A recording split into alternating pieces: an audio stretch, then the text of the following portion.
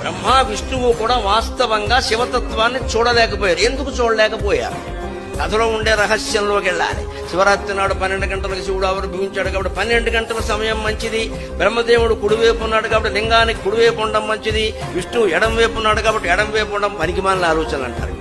నువ్వు కుడివైపు ఎడం వైపు 12 గంటలు 13 గంటలు ఈ లెక్క కాదండి.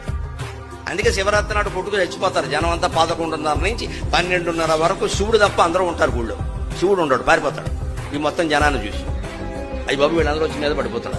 ఆయన ఉండడు, ఆయన పారిపోతాడు. మనం అప్పుడే పెట్టుకోండి, శివుడు పుట్టాడు నువ్వు చూసావా అక్కడ? అప్పుడు ఎందుకు పుట్టాడండి? అర్ధరాత్రి ఎందుకు పుడతాడండి దేవుడు? ఆలోచించాలి. అర్ధరాత్రి పరమ నిశ్శబ్దంగా ఉంటుంది. అర్ధరాత్రి అంటేనే నిశ్శబ్దం కదా. ఎంత స్మార్ట్ ఫోన్కి అలవాటు పడి చూసే సన్నాసి అయినా 12ంటికైనా పడుకుంటాడు కదా. అప్పటికే పడుకోపోతే వాడు దేవుడు, నమస్కారం చేసుకోవాలి. 12ంటికి అంతా నిశ్శబ్దంగా ఉంటుంది. అంటే